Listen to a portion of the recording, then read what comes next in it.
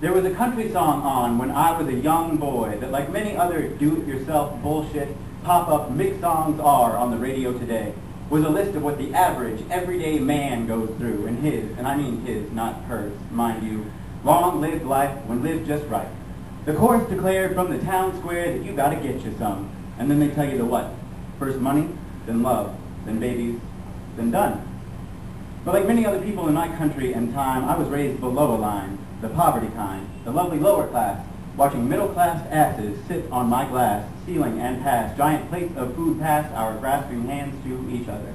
As a boy, I'd take in the bottom of their chins as they'd shit again on what was given to them and look with longing to the next glass they knew, the one that gave you of the upper-crusted puppets, controlled but free. I was told I had to get me some money. But unlike the rest of this generation's best, I said, fuck money. And I'll say it again, fuck money. And if there are those that agree that we're born free to say it with me, the freedom to see, wrapped in a box with holes and slashes called lower class, but actually a fantastic gift, then say it with me, fuck money.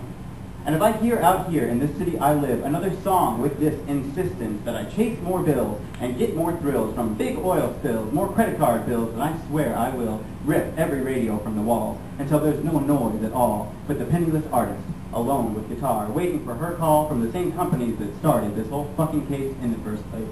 Every 20-something needs to be free of this bullshit noise of dollars and coins and just live on a dime, free 99, and no tax. But that wasn't all I was told I had to hold on to.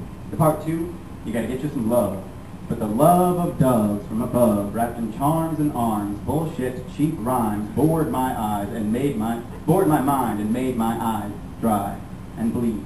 I've always needed something more than that gnat that flies around splat and hits you in the eye while you blink and you cry and your lids bring it to what it wanted all along, a sad country song, and death from a blink, before you even could think how gross the whole process really was.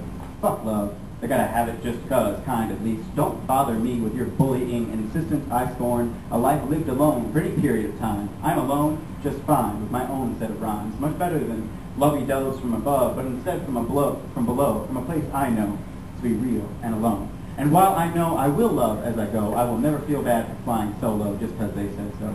And since I'm on a roll, there's one more part of me that felt the sting from these, the part three. You gotta get you some babies. No, I don't. And neither do you. You ever traveled to India? I'm guessing Mr. Country Song hasn't yet, have you? Well, let me tell you firsthand what I was lucky to see. Lucky said meaning, luckily I am me, a queer, and I don't have to submit to this bullshit pressure to make more kids. A woman's got enough shit that is tough to have to live with without being forced to make more kids.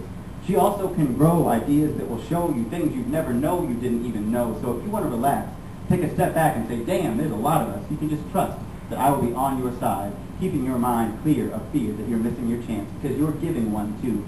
The chance to, the earth to finally breathe, taking gulps from these gulps covered deep in debris. And it's just the way I see myself play a role in this place.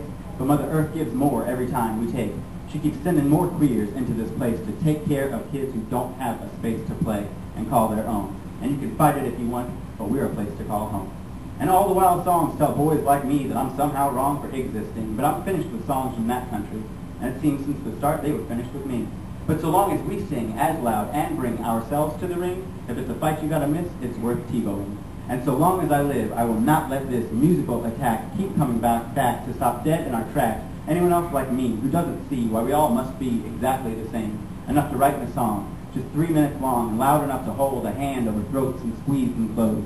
I promise to go to the source and stand bold from a voice that rings cold and tell them so. I said, let go. I said, let